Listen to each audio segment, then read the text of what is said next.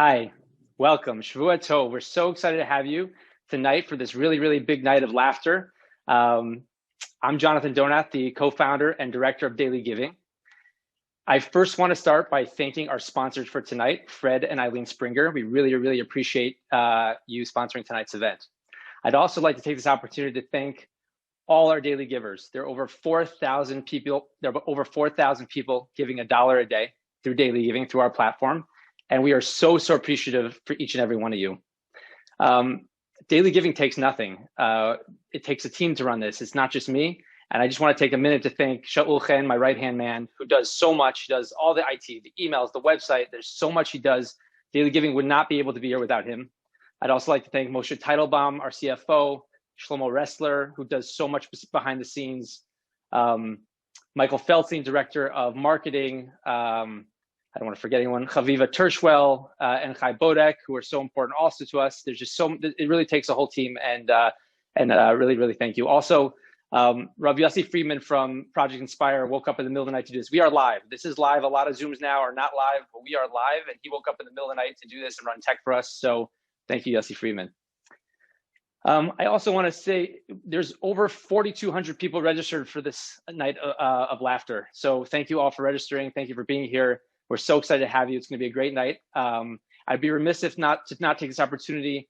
Rabbi Shmuel Greenberg, our rabbi in Yale White Plains, who's on the Rabbinical Council of Daily Giving, who was instrumental in getting this whole thing started, has been very critically ill with COVID for over 2 months. And I would like to give you all his name. His name is Rav Alter Shmuel Ben Chavalea, so you can all pray for him. We would really appreciate that. I'd also like to say that tonight is the first yortzeit of a dear friend, Beth Goldsamler. Beth Goldsamler was also instrumental in starting Daily Giving with us, and she died sadly a year ago today. I believe she was 41 or 42, and we miss her a lot. So there's over 4,000 people here watching. A lot of them are daily givers, but some are not, and you have no idea what daily giving is. So I'd like to take 2 minutes and tell you what it's all about. If I asked you if you could get a mitzvah every single day, no matter what, it would take no time, it would take no effort on your part, but every single day you get a mitzvah, it would cost you only $1 a day. If that sounds interesting to you, there's a button below me that says, become a daily giver. You hit that button, it goes to a different screen, so you'll still hear the comedians, you'll still hear me talking, you won't miss anything, and you can sign up for $1 a day. And every day we pool everybody's money together, and we give it to a different, amazing, incredible Jewish organization. And it's like a diversified portfolio of organizations we give to. We give to a ton of organizations that give to people with poverty, orphans, widows, saving food. We give it to people who are struggling with infertility issues, outreach programs. We give it to Chevra Kadisha. We give it to all national programs. We don't give it to any local schools. It's all national or international. Many are in America, many are in Israel, and many are international.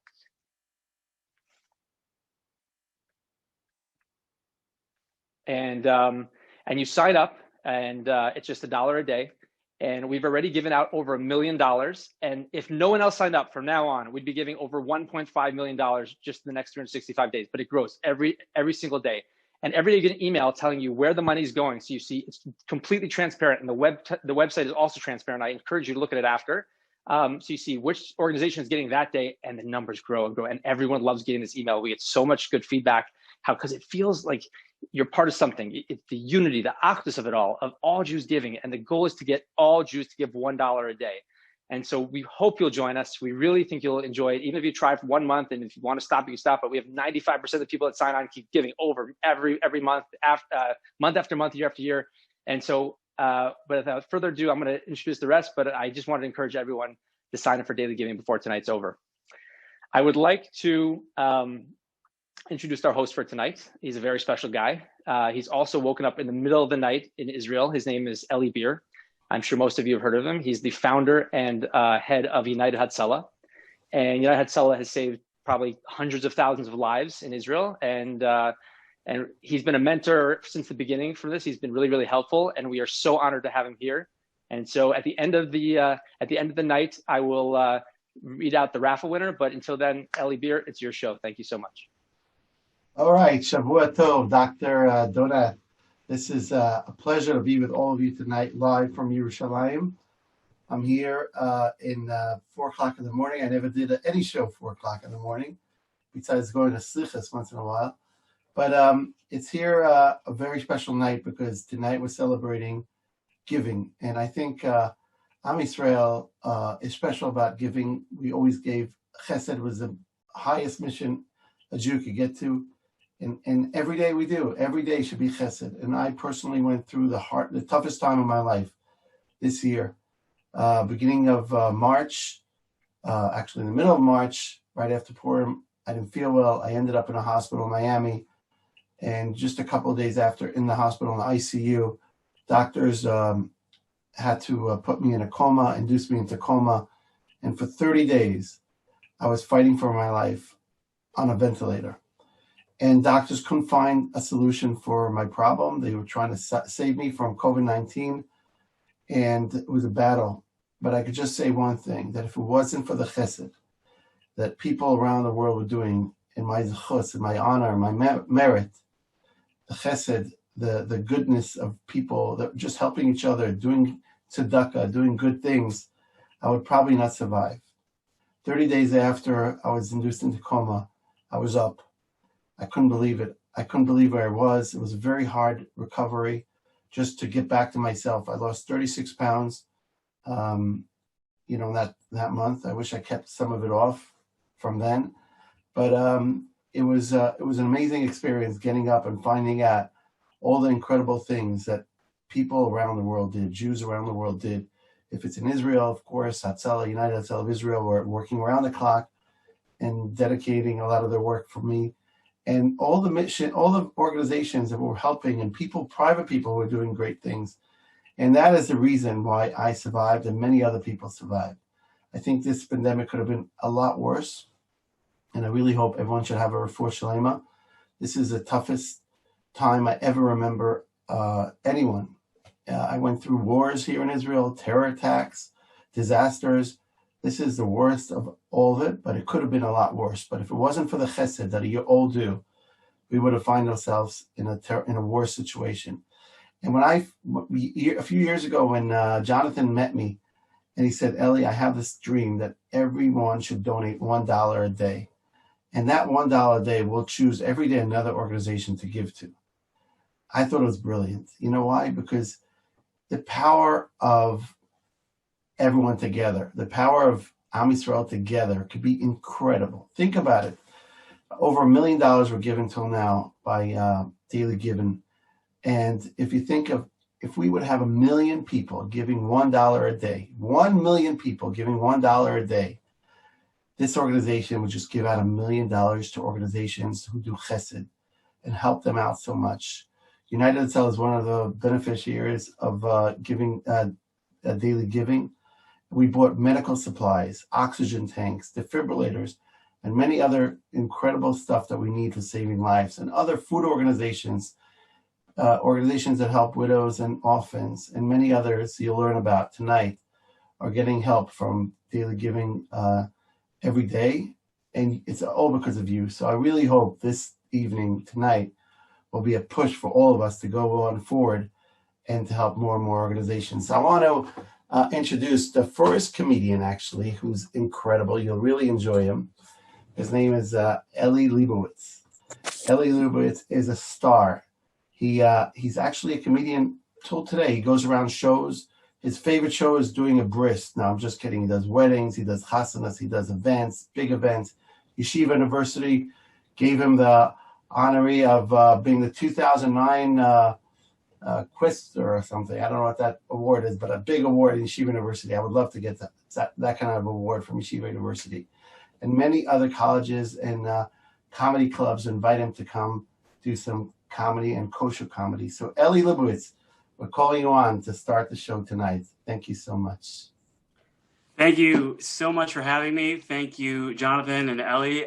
Ellie, first of all, very good to see that you're all healthy.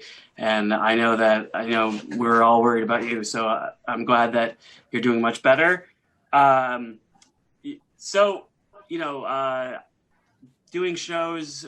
First of all, just about Daily Giving, before I get into the comedy. Daily Giving, I recently signed up. It's really, giving tzedakah is a really important thing to me. I think it's a really important thing. Giving, how easy is it to just give without even thinking? Just for you sign up, You charge your credit card every month, or once a month, and that's it. And you don't even think about it. It's like, it reminds me of when my son's in preschool. You give him a penny every day to get to school. But at the beginning of the year, they said, give him all these pennies. And I only had like 8 pennies. But give him a quarter, hoping that he would get some change back or something. But we're doing an open pitch for tzedakah tonight, for dailygiving.org. Sign up for this thing. It's really great way to do a mitzvah. We're going to be honest about the pitch we're doing, because we're not going to be like those people who message you on Facebook and they say, hey, how you doing? You're like, hey, what's going on? They're like, I'm running the Yachad Marathon. I want to know you want to do $3,000 of the thing. And you're like, oh, come on. Like, just give me the open pitch right away. I think there are people supposed to be unmuted, but I have no idea. So this is going great. No, it's it's really interesting when you do shows for Jewish organizations, nonprofit organizations, especially. They say, it's going to be really great. Can you do this for us? We can't pay you, but it'll be really great exposure. And in 2020, it's not a great choice of words. Like, no, don't worry. Like, it'll spread everywhere. Your name, no, I don't think, it'll go viral. I'm telling you. I'm like, ooh, I'm out. I can't do this.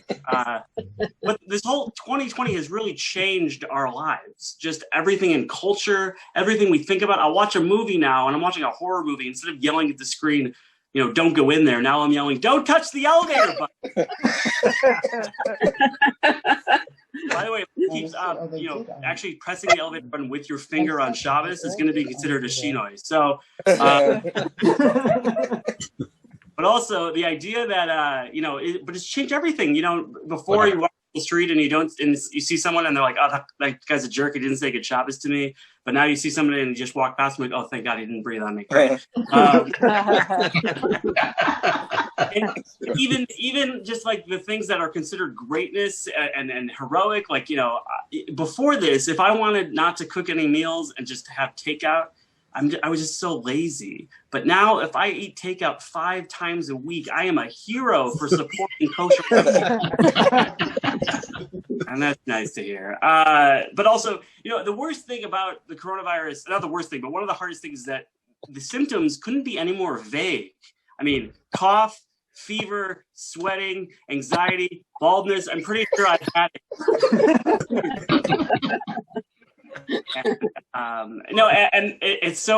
We're living in a really strange time. It's such a weird, it's a weird time when my shul emailed me not to come. Really? This is a weird reversal of roles. And some shuls have started, opening up a little bit. Some shuls have had the policy where they're only going to open up to 40% capacity. And I'm telling you, if there are some way to volunteer to jump on that grenade, need to stay home a few more years. Like crazy. I'm not even going to shul, and I'm still late for shul. Like, I don't even know how it's possible. And I did go to shul once, 1 or 2 times. And the first time I went, in the summer, I said to somebody, it's so crazy. This is the first minyan I've been to since Hanukkah. And people are like, wasn't it Purim that thing shut? Minyan since Hanukkah. I can't. And Gabbais at shul have it tough now, because Gabbais in shul before, it was like, hey, you want to daven Musaf? You're like, I don't think so. Now some shuls, like the Gabbai's like, hey, you want to daven Musaf, also lane the entire thing and do the Haftorah. I know that you can tell I'm not a tall person. Some people I would say like Elon Gold has more of like a Hagba build. I have more of like a Lila build. I don't know if that's an Anim Zmiros build. I'm also a lady. I don't sing and I don't play any instruments, so I guess I'll be like that guy at the Beis Hamikdash that checks temperatures. I don't really. But I realized how much I miss shul. I realized how much, the things I didn't think I would miss at shul, I miss. I miss the annoying Yal the Elbow reminder guy, the guy who's just like, on the like, you're saying the guy who's like, Yal the Elbow, haha, I beat you all. And you're like, shut up. And of course, you forget Yal the Elbow anyway. Kiddush Shalom reminder guy, Kiddush Shalom reminder guy. You're like in shul on Saturday night, like, who wants to go see a movie, get some pizza? I'm like, Kiddush Shalom. You're like, I didn't know we had homework. Kiddush Shalom after Yom Kippur, very tough because you're like, all right, I'm going to be on Yom Kippur. Like, I'm going to do all the right things. I'm going to be such a good person. And then Yom Kippur ends, and they're like, Kiddush Shalom. You're like, well, I lost it as long as I could. There's always next year. And no, my favorite moment of shul that I miss is Birkas HaChodesh. This is when they announce when Rosh Chodesh will be, kind of.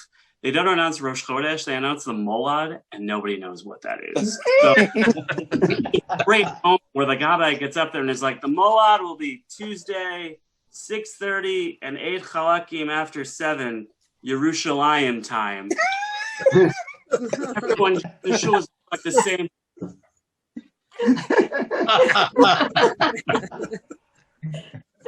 When is Rosh Chodesh, and when are we not saying Tachnun? Tachnun is the most hated thing in Judaism. You could take Haman's name out of the Megillah, put the word Tachnun in, people would boo twice as hard. But that was for 6 people, but of the 40. Honestly, what's really hard about doing shows virtually is you don't really get feedback over Zoom for the most part. That's why I have people unmuted. There's no feedback over Zoom, so you just see. Most of the time you just see blank stares, people with their arms folded, no responses. And the only time you really get a response if someone gets mad at you and they email you that they were upset afterwards. And I told my rabbi, and he said, now you know how I feel. And,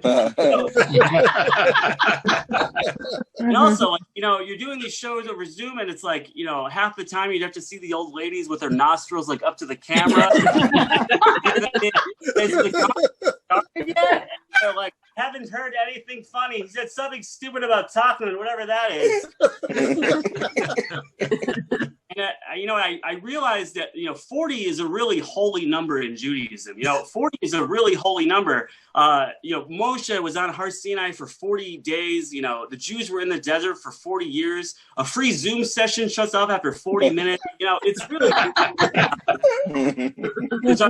doing a Zoom show, earlier in the year for a staff at a school, and it was so incredible, seeing everybody. I actually saw one of the teachers during the show was making PPE masks during the show, and I have to tell you, I have never in my life felt less essential in my healthcare workers, teachers, emergency response, and then people making jokes about davening, and it's what's really also hard about this is that the mask guidelines kind of changed. At the beginning they were like, okay, healthcare workers need PPE masks, but you don't really need to wear one. And then one day they were like, oh yeah, everyone wear a mask like all the time. Like, I don't really understand how they can just kind of do that to us. Like, it's kind of like my really frum, religious, yeshiva day school growing up. They're like, don't talk to girls. And then one day they're like, why aren't you married yet? And you're like, what?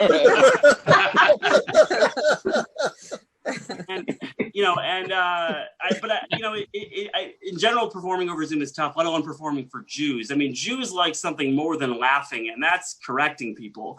I can't even see all of you, and I know half of you are like, I don't know if it's right.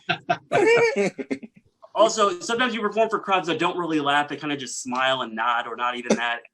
Afterwards, you think the show went terribly, and they're like, how was it? And they're like, oh, you were really funny. I'm like, really? Because you weren't laughing. And they'll be like, well, I was thinking it. And you're like, oh.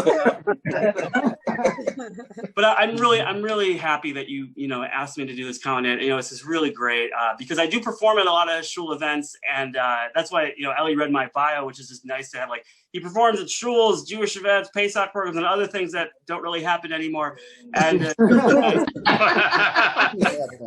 I would talk to shuls and say, hey, do you want to have me for a comedy night? And shuls would always tell me of previous comedy nights that didn't go well. They'll be like, well, we had a comedian in 1985, and he swore the whole time.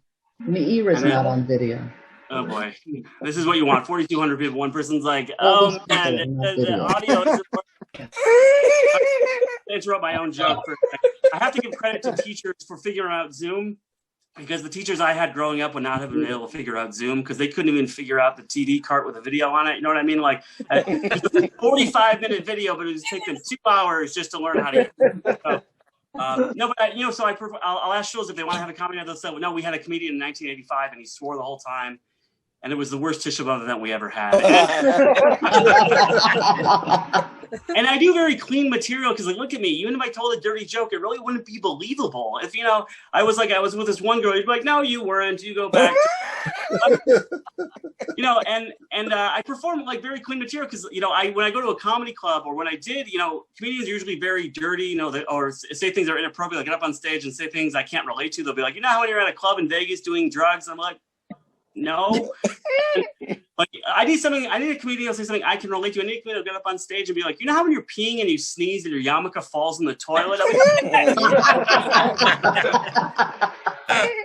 Let's talk about 3-day yuntivs now, okay? Like, But no, I am very proud to be Jewish. I'm in New York and I was walking the street and somebody once asked me when the bus was coming. And I said, I don't know. He's like, I get it. You're Jewish, so you think you're better than me? And I was like, yeah, but not for that reason. Like, and I was actually driving several months ago with a friend of mine, and we were driving, and he cut off like 20 cars in a lane, and he said, "Take your yarmulke off for this." And I said, "You're driving a Honda Odyssey, okay?"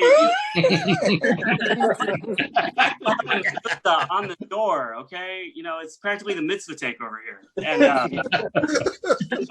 I definitely encourage people to drink something right now. It will make the jokes better. Because, Chabad's slogan is it's somewhere. So, but also, I'm in New York and I miss the subway, the people on the subway, proselytizing me, try to convert me to Judaism, to Christianity, convert me to Judaism. I was like, still want to hear you're really that Jewish, but trying to convert me to Christianity, but the way they try to convert you is the worst way. They try to quote these parts of the Tanakh that you don't know, and they're just like, "Do you know what it says in Isaiah 53?" And I'm like, "No, nobody knows what happens in the Haftorah." No idea what parsha it is. Like, how? But it's been an especially challenging time for people, with kids. I have a couple young kids.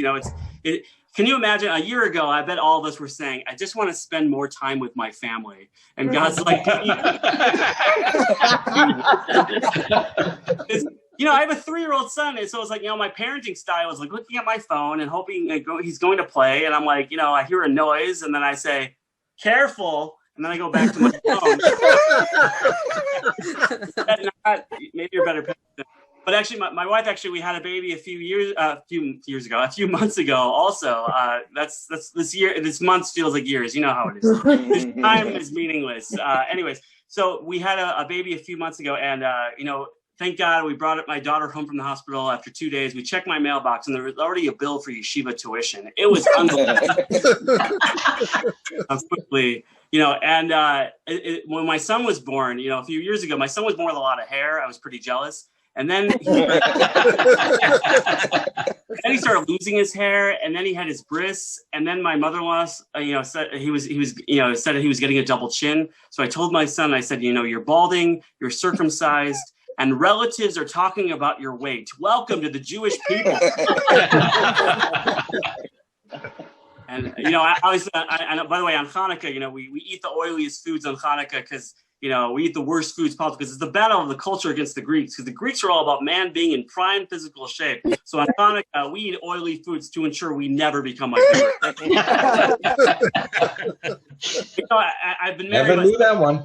Thank you. One guy's like, that was a good one. Unlike the first 13 minutes. No, but I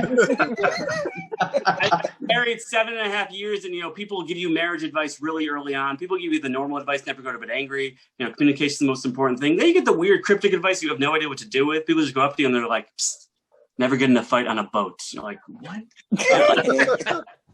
Always order chicken. You're like, what happened on a boat with chicken? I need to know.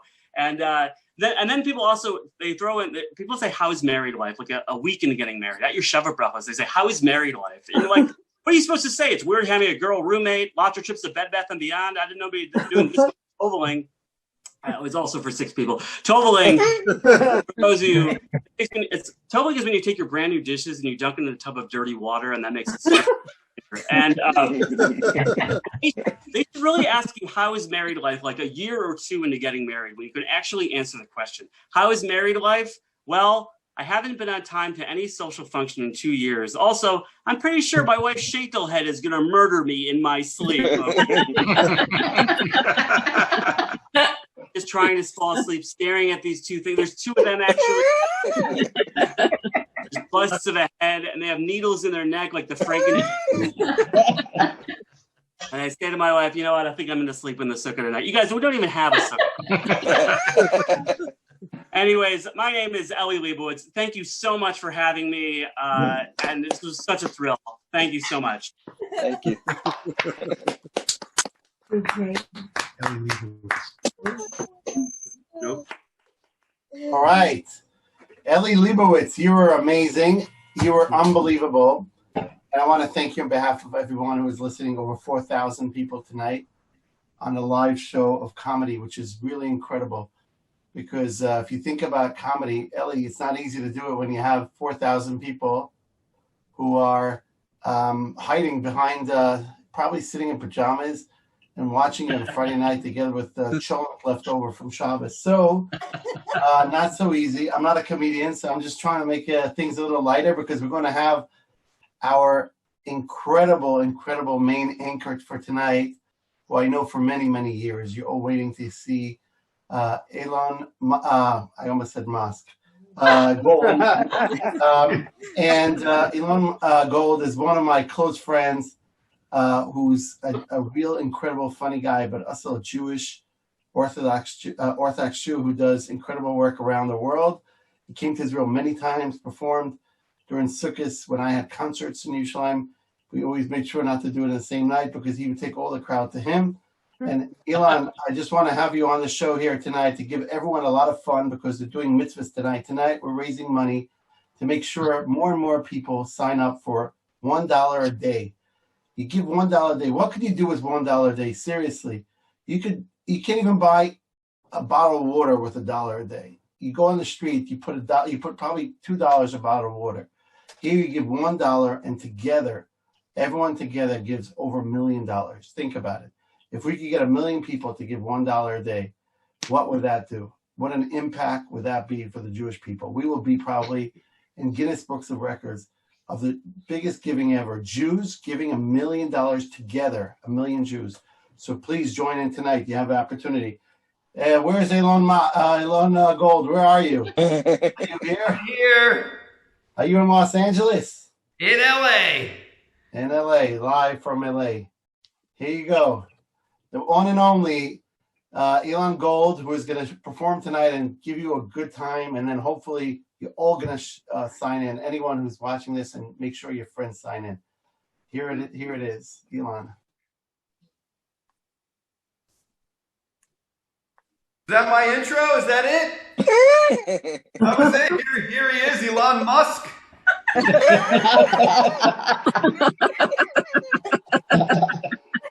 Thank you, Ellie Budweiser. Welcome, everybody. Am I clear? I feel like I'm a little blurry. Am I clear? You're good. You're good. We have some schmutz. I'm gonna wipe down this little thing here. So welcome, everybody. First of all, how about a hand? It was better the other way. It was better the other way. Really? Did I ruin it?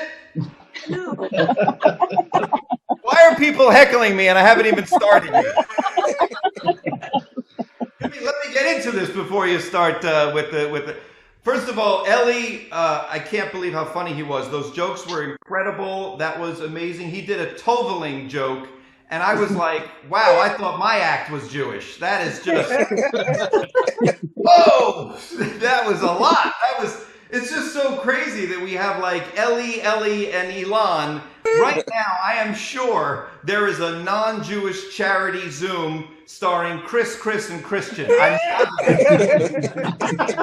I'm positive that's happening. But this is exciting. You know, what can I say? This is, we have over 4,000 people watching this. I'm a huge draw, although maybe according to tomorrow's recount, the votes will be for Ellie, one of the Ellies.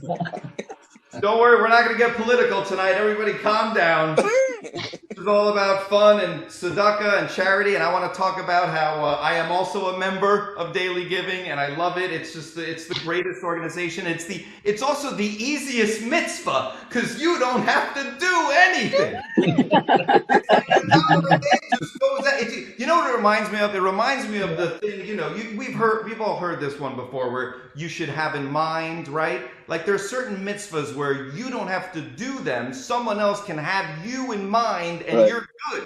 You get the mitzvah points, like Kiddush. There's so many of these mitzvahs like this.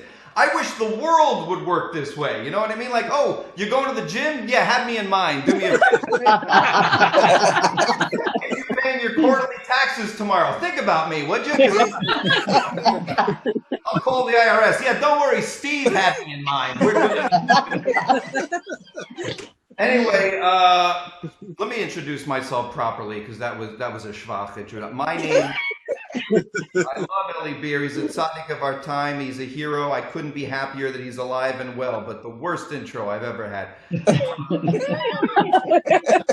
I thought Elon Musk is going on. My name is Elon Gold. I'm also known as the Jewish Jerry Seinfeld. I was hoping for more on that one. Jews are in the house, though. My people, we're in the house. Literally, we're literally my house. It's terrible. It's like, isn't it weird? The whole world is on lockdown right now. It's like I finally get to say to the entire world, all the non-Jews, "Hey, how does it feel to be in hiding?" Now you know. Okay, welcome to our world. Was that too dark? Too soon? Too dark? What can I say? We're Zooming. This is not, you know how, let me tell you, let me just say this, okay? I'm not sure that the best venue for stand-up comedy is a teleconference, okay? This is not, listen, you know me, I don't mean to complain, but I've zoomed out. I've had it with Zoom. These Zoom comedy shows, the only thing more awkward than the Zoom comedy show is the Zoom Shiva. Oh, yeah. You're sitting there in like a gallery view with a bunch of other people, and it's like a miserable Brady Bunch. You know what I mean? Everybody's smiling. It's just everyone's depressed. Like, yeah, I know. He sounded wonderful. He really did. Yeah, I'm sorry I've never met him. Have we met, by the way? No. I got an email that said Zoom Shiva. I clicked, and I'm gonna go. This is awkward, but I'm gonna leave. Like, there's nothing more awkward than leaving a Zoom Shiva. It's like, yeah, I don't know you or the person. You know, it's so awkward. You know what I miss? I miss Waze.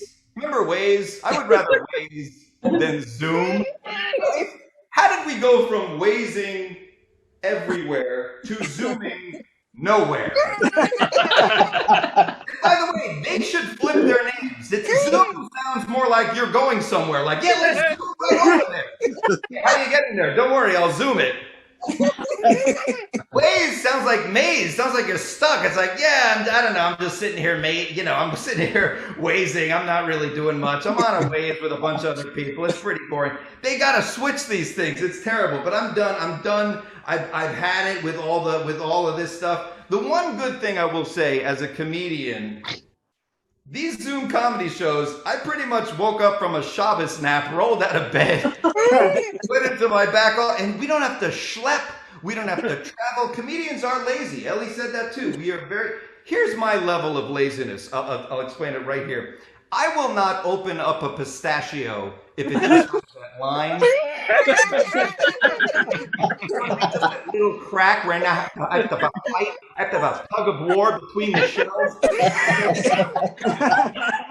No, it's back in the bag. Let someone else handle it. I'm a lazy. Here's how lazy I am. The worst thing about being a stand-up comedian is the standing. Yeah, this is exhausting. You notice Ellie was sitting because he's even lazier than I. I'm standing here, and I got 20 minutes of standing straight, no breaks. This is not easy. Like some comedians sit. You know, Bill Cosby, he always sat, but look what happened to him. I'm not saying there's a direct connection.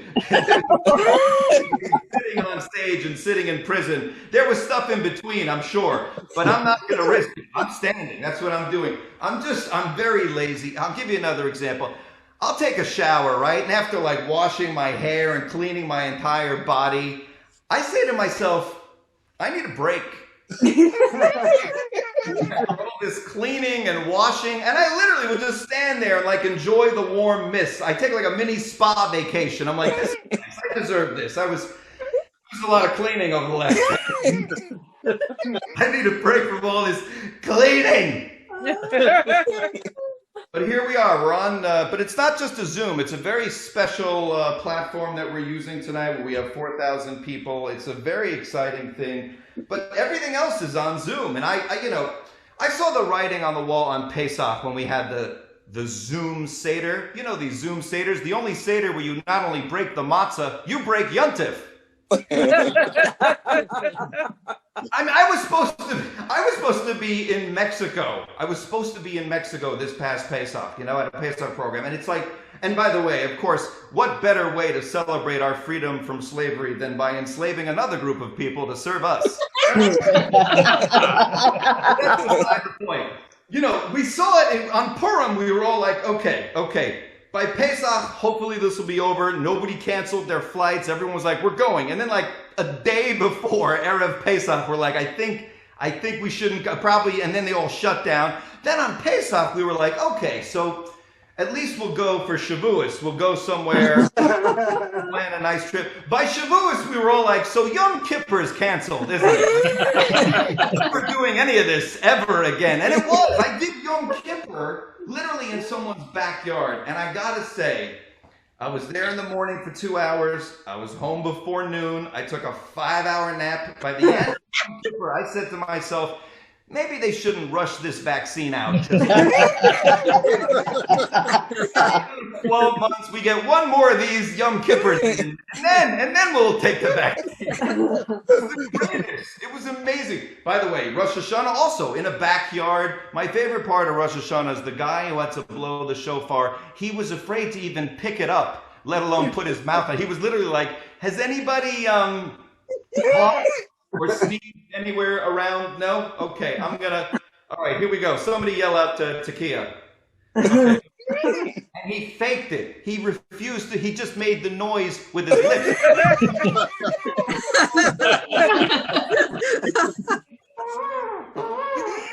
What? I'm doing it.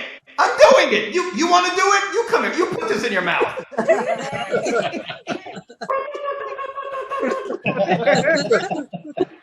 It was crazy. And then, of course, Sukkot was perfect because we were outside, right? So, I mean, it wasn't the same as last year. I love having guests. We build a giant sukkah in my backyard here in LA. We have so many guests. This year we had like 2, just to be safe. And I'm sitting there in the sukkah, and it's the first night, and I'm excited to have anybody over, and we're outside, and I'm sitting there, and I'm like, this is nice, and we're distant. He was at the couple at the other table, and all I did was argue with the guy the whole night. I was like, listen, you're there, and this is good, and plus, we don't have to really worry because we're outside. And he was like, yeah, but we're inside the sukkah. Okay, but the sukkah is outside. Well, so is your house.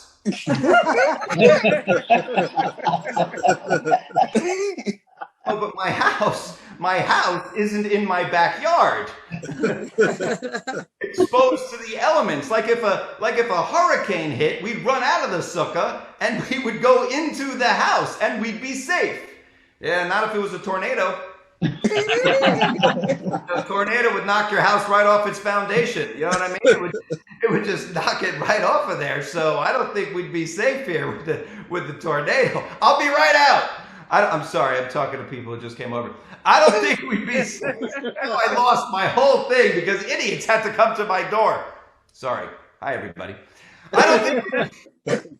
You know why? You know why we wouldn't be safe in the house? Because your house is outside. Wait, are you saying that even if we go inside your house, we're still outside? No, that's what you're saying. by your logic, even being inside the sukkah, we're outside. No, but the sukkah is outside. The sukkah is like a tent. It's like a teepee. It's outside. Not if you're in them. What about igloos? Can we all agree that igloos are outside? No, not if you go in an igloo, then you're inside the igloo. Then how come you have to keep your coat on in the igloo? Why do you have to keep your coat on in the igloo? Well, there's times you have to keep your coat on.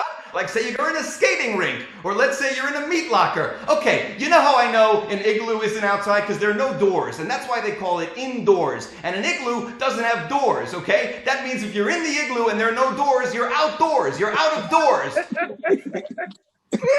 Like, no, you're not. And we were just going back and forth, and I was like, you know what? Let's take this outside. And he goes, you admit we're inside. And I was like, ah! That would have had a better flow, but my guests came to my door a little early tonight. I'm like Avraham Avinu. Even if I'm in the middle of a show, if my guests come to my door, I say, welcome, I'll be right out. Oh my goodness. All right. But here we are. It's Hanukkah almost, and we're still dealing with a virus that was supposed to last 1 month and unfortunately lasted 8. That's oh my God, this virus is ruining Hanukkah. It's ruining everything. It's but we can't blame the Chinese. Don't blame the Chinese people. It's the Chinese government. You have to make the distinction. People are so quick to like blame people like, oh, those darn Chinese, stinking Chinese, they ruined everything. No, it was the Chinese government that like didn't reveal things and really messed this up for the world.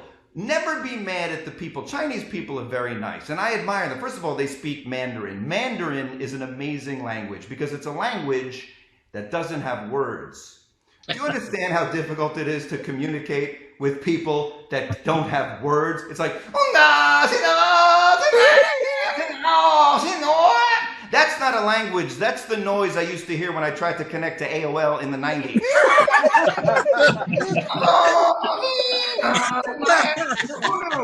Who knew all this time it was just an Asian dude telling me you're about to connect to the internet. Just give it another few minutes. Chinese people, they're very nice. I grew up in New York. I always loved seeing Chinese tourists walking around. I always wondered, do Chinese tourists walk around going, oh my God, I made that? Did I make that? Yeah, wait a minute. Yep, I made it. It's about a week or so, but I did that. It's just, you can't never blame it. Like, even when they said there was Russian collusion, whether or not there was, who knows? But you can't hate Russian people. It's the Russian government that did anything wrong, right? Russian people. I love the Russian people. I married a Russian woman. Jewish, calm down.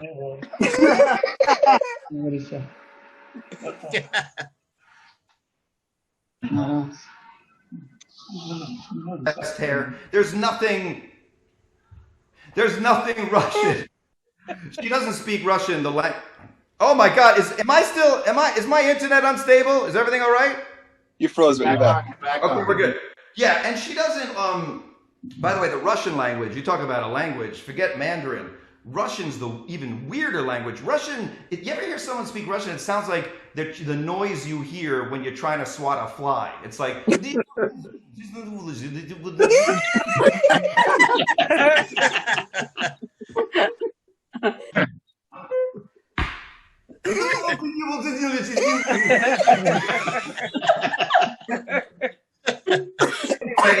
so just love all people. You can't blame people. It's a crazy time. And I gotta say that though the Jews are really handling this pandemic better than any other group of people. We really are handling it well, if you think about it. And I'll tell you why. Because the world's flipping out from all these like COVID restrictions. Our people have dealt with restrictions and rules and regulations forever. Oh, we are so used to. So for us, the COVID restrictions, it's just a little adjustment. You know what I mean? It's like, must have 10 or more, can't have 10 or more. Okay, fine. You're saying with a minion, it's at least. With COVID, it's at most. Got it. So it's just an adjustment. But we all agree on 10. 10, we're good with 10 because we've had that number for a while. It's a round number. 10, but just go right. Must to can't. Got it. Must cover your head, cover your face. Okay, that's an easy one. I can cover both, whatever you want. We're used to head coverings. It's all good. You must wash. You gotta wash. Put that sandwich down and wash before. Are you kidding me? My people have been washing before sandwiches for thousands of years. We got this washing thing. And then specifically, are animals you're allowed to eat? Yeah. We've had bats on the list forever. We're not. It's fine with us. Shabbos starts at 7:01. Lockdown curfew 10:01. What do you mean? Are you saying if I'm at an outdoor restaurant at 9:45, I won't get COVID, but like a half hour later at 10:15, suddenly I have the virus? Is that how it works? That's a ridiculous thing. And by the way, do we have the 18-minute grace period at least? 18, maybe we could do that. It's ridiculous, people. It's insane. It's all about must and can't, and we just have to adjust, right? Must smell the besamim if you have COVID. Can't smell it. And it's just, listen, the only thing that's tough for us is the whole don't touch your face thing, because we're always touching our face. We're constantly like, "Ay, I don't." All we do is touch our face, right? We can't even stop ourselves. Even if we hear someone, wait, you have COVID? Oh, look at that. Look what you made me do.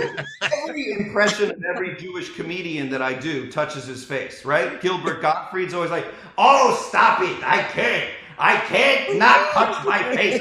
It's like a magnet. I try and look. It's slapping back onto my face. Woody Allen was like, this is crazy. I mean, I'm trying not to touch my nose and my mouth because I'm afraid that I may infect my wife/daughter. Jackie Bass is the only person I would never touch my face. It makes me nauseous to think of person in my position. I would never ever to think of the diseases and germs and viruses on my fingers. I only use my fingers to point. I make points. I use point. I use vials and points. I never spent $1 in my life. I use points. I'll leave you with this, people, because one of my favorite comedians ever was Rodney Dangerfield. And Rodney Dangerfield was not a religious comedian. He was not a religious person. Like me and Ellie, we're observant. We keep Shabbos. Rodney was not religious. And Rodney, in my head, I always fantasize, if he was like an Orthodox Jewish comedian, what would his act be like? You know what I mean? He would do toveling jokes that Ellie did earlier. He would do all of these jokes. So here, I'll leave you with this. This is religious Rodney. Here we go. Rodney, religious. Oh, I tell you, it's rough, growing up, we had nothing. I'll tell you, we had nothing. I'll tell you, it was rough. My shul, we couldn't afford a mechitza. The men, we would just close our right eye. The holidays were tough too. I'll tell you, the holidays were rough. I remember it was so tough. Other kids, they went out to Pesach programs. In my neighborhood, they had a Pesach pogrom. I remember the holidays were tough. In fact, one year the bank foreclosed on my sukkah. Oh, it was tough. We didn't even have a schach over our heads, He never gave me, he gave me nothing, my father, He never gave me a lulav and etrog. He handed me a stick and a tennis ball and said, shake it. I remember one year on Hanukkah, I opened my gift. On the 6th night, it was 2 more candles. We put the poor in Purim, I tell you. We couldn't have costumes. Are you kidding me? We couldn't afford costumes. I remember one year my grandmother strapped her brassiere to my face and said, "Look, you're a fly." The other kids in my neighborhood celebrated Halloween. They would knock on people's doors and say, "Trick or starve to death." Yeah, we had nothing. We had no food. In fact, in my neighborhood, they made Yom Kippur a 2-day Yom Tif. That was rough, you know. I couldn't have a bar mitzvah. Are you kidding me? A half Torah? I did the quarter Torah. We had nothing. You know, you got married at the wedding under the chuppah. You stood in a styrofoam cup. It was tough. Saturday nights we couldn't make Havdalah. You know, we didn't make Havdalah. Forget about it. You know, we used to light a match and sniff our armpits and say Shalom. Thank you all so much for being here.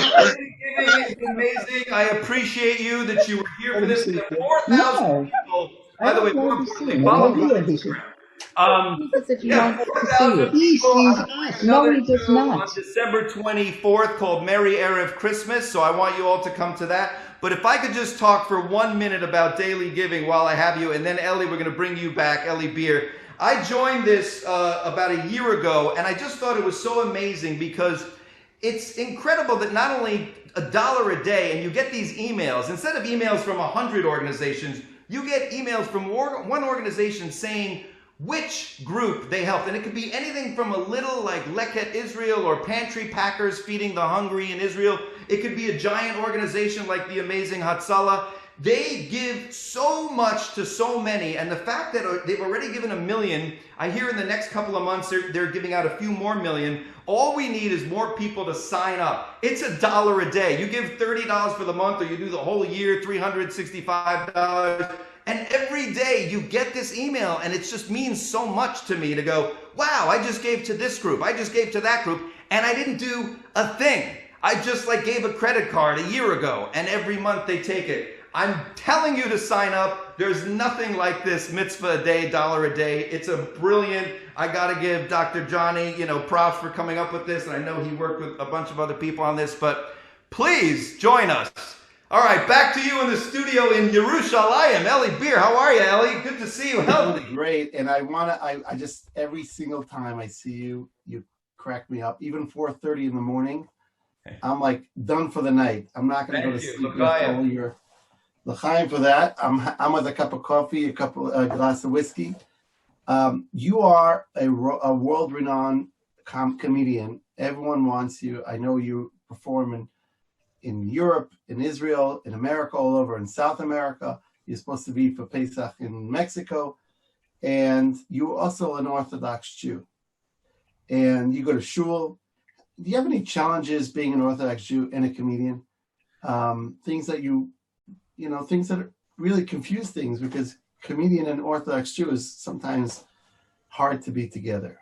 Well, you definitely have to compartmentalize. You definitely have to separate the two. And, I feel like in my house, when I'm with my family, I'm with my kids, today we had a beautiful Shabbos. We opened the Tikkun because we don't have a Torah, and we read from the Torah, and we, made Kiddush and had lunch and then played ping pong, and we just had a beautiful Shabbos, took a walk, and that you have to just separate the things. And then tonight, although tonight's still my Jewish side, because this is my Jewish act as opposed to my secular act. If you go to Amazon Prime, you'll see my regular act or some of the other bits, or when I'm on late night shows.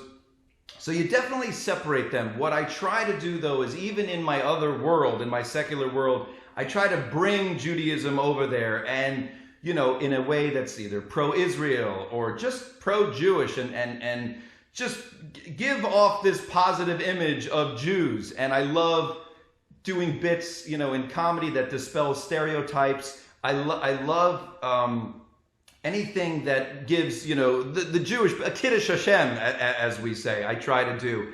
But then there are times where the worlds don't collide, but they conflict. Like if I'm filming a TV show and they say, hey, we need you on Friday night to film all night Friday night, I'm like, oh, I can't do that. And I have been rewritten, let's say, that's a nicer way of saying fired from certain TV shows that you would all know. But listen, it's a balance, and it's delicate, but you do what you can. But I like to live in both worlds, and I like to combine them. And then sometimes they conflict, and you got to deal with it.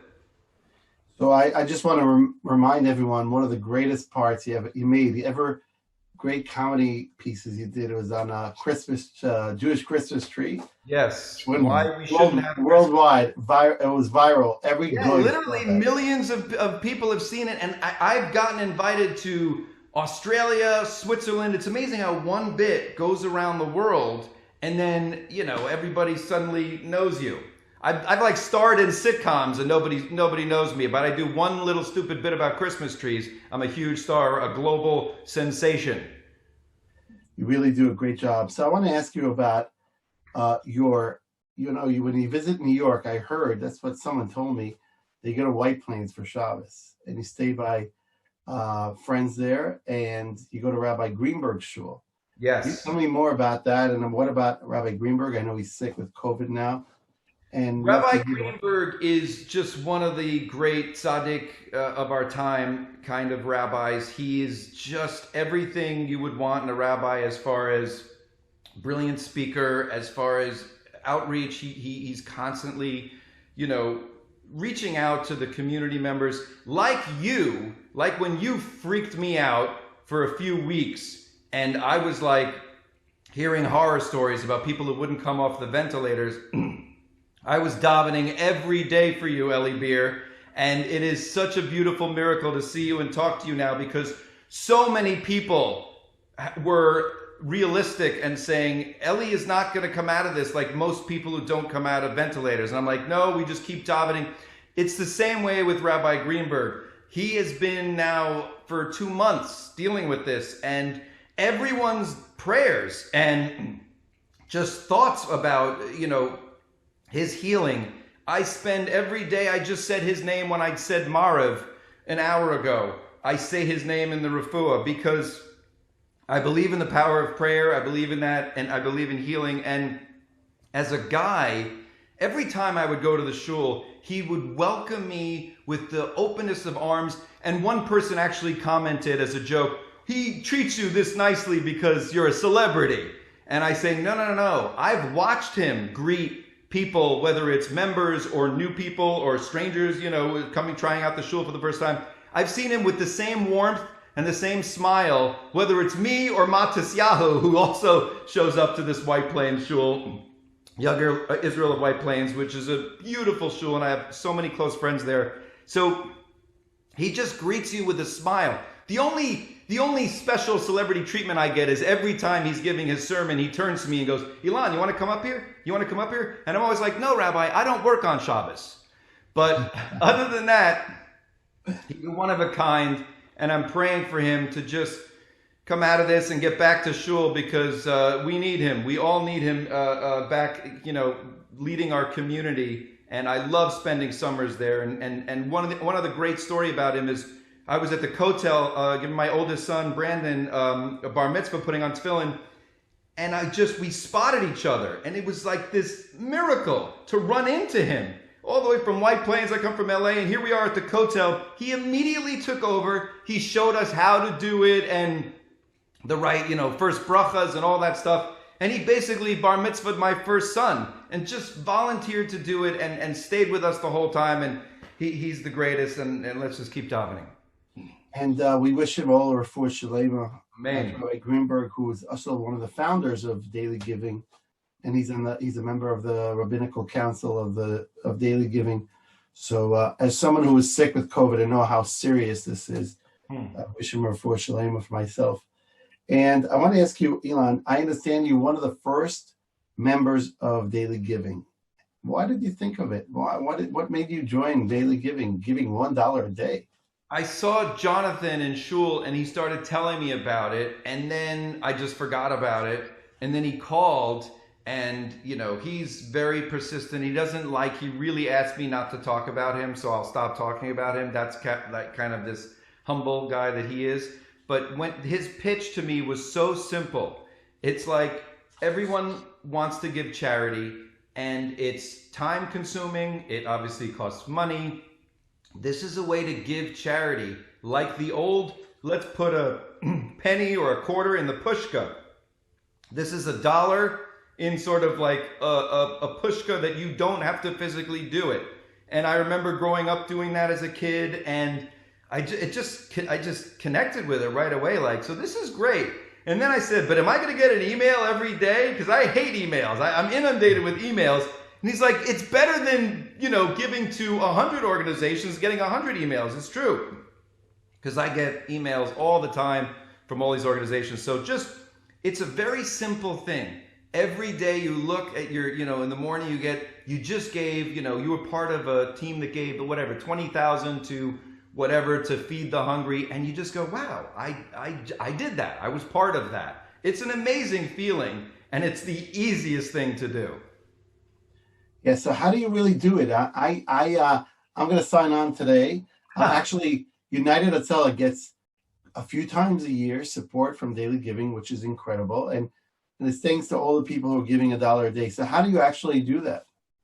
Well, they'll give you the details, but you could sign up and give your credit card for a monthly, you could sign up for the year. I think I just said, okay, here's for the year and then every day for a year, and then you can re-up if you want. But go to dailygiving.com. It shows you what to do. Jonathan, you want to come on and tell there's specific instructions, but it's very easy. And I actually think if Jonathan, Dr. Johnny, like you call him, he's an incredible person, works hard. I talk to him in between patients because he's so busy treating people and helping people. Great doctor. And not to interrupt you, but he's so busy and hardworking. He called me last week, 1 a.m. from the office. And just to go over the plans for this event. He's so dedicated to patients, to this organization, to everyone. Okay, I'm going to interrupt. Thank you. Thank you so much. No, I actually want to hear a little more. He hates it. I appreciate it. That's why this organization is successful, because of people like Jonathan. So Jonathan, you have a couple of people who actually signed in as we are doing the show with Elon Gold. Yes. Doing an incredible job. Yes, there were a bunch of. Yes, thank you, Ellie. Thank you so much. I just want to, first of all, say a couple of things. Thank you to the amazing comedians. My jaw literally hurts from laughing. The two of them were fantastic. Ellie, thank you for waking up in the middle of the night to be here. Just to correct, Elon just accidentally said dailygiving.com. It's dailygiving.org. Right. Some people are, you could click the link below. Unfortunately, we actually crashed the system tonight. There were actually over 5,100 people that registered. Wow. And thousands of people got on, but there were some people that it crashed. And so we're going to send them the link to the full link of everything later. But it did crash our system. 5,100 plus people signed on. So the last thing I want to say is, first of all, in a minute, I want to say the raffle winner. There was a raffle for an Apple Watch, and the winner is Linda Kagan. That's ganmora@yahoo.com. She won a brand new Apple Watch. We'll be in touch with you, Linda. Thank you, everyone, for spreading the word about tonight. But I just want to say that one of the things is that so many people like the idea of daily giving. They hear about it, like, God, it's such a simple idea. It's so great. I'm definitely going to sign up. And then we just forget. We're just so busy. Our attention spans are so light. So, I'm not sure if it's going to work right now. I'd like you to try by clicking the button below to try and join right now. It would be amazing. There's thousands and thousands of people on here right now. If everyone joined, we could double literally right now, overnight. If it does not work, which it may not, I'm not sure. If you're not able to sign up, I beg you, please just send yourself an email right now. Open up your email box, sign up for dailygiving.org tomorrow and send it to yourself so you get it tomorrow. And make sure that this, either way, it was a huge success. These guys were hysterical. They got us to laugh. They distracted us from COVID. They distracted us from our lives, and it was great. And we're so glad that you got to learn about daily giving. But please sign up right now. If you're not able to sign up right now, please send yourself a text and email to get tomorrow morning and go on and sign us and join us. I promise you, you're going to love it. And thank you so much for everyone for being a part of this. So, Jonathan, thank you so much for inviting me. And I'm a terrible MC at 4 o'clock in the morning, but I tried my best. I'm actually wearing a tie and a shirt and pajamas. No, I'm actually wearing pants just in case Elon would ask me to get up, because I knew he would. He may do that. I actually am registering now to Daily Giving. Yeah, we can still hear you. Okay, Ellie Beer, you should just know also, because if we're not allowed to talk about Dr. Johnny, we should talk about Ellie Beer as we sign off here. If you don't know the Ellie Beer story of how he started United Hatzalah and the whole motorcycle thing, get to know Ellie Beer. Ellie, the fact that you woke up for us and you did this in the middle of the night, when I found out that you were emceeing, I was so happy. I didn't even care you called me Elon Musk. It's such an honor to always be with you, to always work with you. You're an inspiration, and you're one of many organizations that's involved with this dailygiving.org. And I thank you for being involved in it and in Hatzalah and in saving lives and everything you do. Thank you, Ellie. Thank you so much. And Thank just you a couple both of you. weeks Thank you before so I got much. sick, you were performing for United Hatzalah in Miami. Yes, And I think that's what made you sick. Probably. But the most important thing tonight is this is a beginning of many more people signing in. Elon's in, I'm in, many other people are joining in tonight. And you should get 5 of your friends to join in, which is really, really easy. $1 a day. It's not even a bottle of water. I mean, you go to buy a Starbucks coffee, it costs $4 or something. This is $1, and you could get 5 of your friends, and that way we could get to $1 million given every day to different great organizations. It makes an amazing Hanukkah gift for someone who has everything and you have no idea what to get for. You email us, you say you want to give as a Hanukkah present, we send them an email. Last year, someone sent an email to us. They loved it so much. Every day they read their email with their kids and they talked to their kids about tzedakah and all the organizations we were giving to. Their kids wanted to give their grandparents daily giving $1 a day for the grandparents for Hanukkah. So we did that, and their dentist. She signed up for $5 a day for the 4 grandparents and also the dentist. And I sent them emails explaining that they were gifted this daily giving thing and what it was. And then in May, one of the grandparents called me and he said, can I give more than $1 a day? And I said, sure. And the next thing I know, he signed up for $18 a day for himself and all his family and grandchildren. So it's only $1 a day. If you want to give for everyone in your family, that's how we're trying to get, every Jew. If 1% of all Jews give $1 a day, it would be over $52 million a year. That's what we can make such an impact. It's $1, but $1 together with Klal Yisrael can make a massive impact. So thank you so much. Ezrat Hashem. And Shavuot Tov to all of you. Can I add one thing, just because I think a lot of people. One thing I think some people missed my set because the site crashed. Can they watch it again? Ellie, it'll be recorded. Everything went fine. It recorded perfectly. Everyone is going to get a link.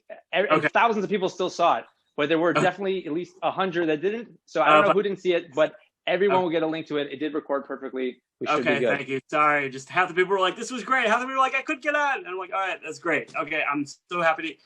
Thank you for having me a part of it. Sorry about that. Thank you for coming." So how do people? So Ellie Beer asked a great question about how do you give every day? How does it work with the credit card and the monthly? Good question. We couldn't charge your credit card every day because the transaction fee would be too high. It's 30 cents per transaction. So what the rabbis told us to do is you could sign up for a month or a year. So it turns out to be $31.20 a month, and that's just the credit card fee. I forgot to say, I didn't say it once. Daily Giving takes nothing. Today's Fred and Eileen Springer, they sponsored the comedians. Shlomo Rester sponsored the Apple Watch. Everything we do. And when you see ads in anywhere we do ads, it's sponsored. Or there's a lot of newspapers that do it for it's their own tzedakah for us. So you sign up for either $1 a day for a month or $1 a day for a year, and we're your messenger. Every day, Daily Giving gives it for you on your behalf to the different organization, and it's on a cycle. We give to 42 different organizations, and every day a different one gets, and then every 42 days it repeats. So we give each organization almost 9 times a year. So we're giving each of these 42 organizations over $35,000 a year already. But in March, that number was 12,000. Now it's 35,000. So it just goes up and up and up as we get more daily givers. So as Ellie said, tell 5 friends, tell 100 friends. But the most important thing is to sign up now. If you don't do it now, you're going to forget. So thank you so much. And that's what I'm doing right now. And it's so easy. It's really, really easy. You just go on, you sign in if you want to give it 1 month. Like you said before, you can you give it every day. It's really counted every day, but you're giving in like $30 in one time. That's what I'm doing. And it's so easy. You should tell 5 of your friends at least, maybe 100, but try with 5. So Shavuot Tov to all of you. I think we're good. Signing out, right? Thank you. That's a wrap. Thank you, Ellie and Johnny and everybody. Thank you. Thank you so much. Elon, I'm going to be knocking on the door very soon. I'm going to be knocking on your door, Elon. I can't wait. Shavuot Tov. Thank you, everyone, for joining us tonight. We really appreciate it. Thank you, Ellie, for doing such a great job, and Jonathan.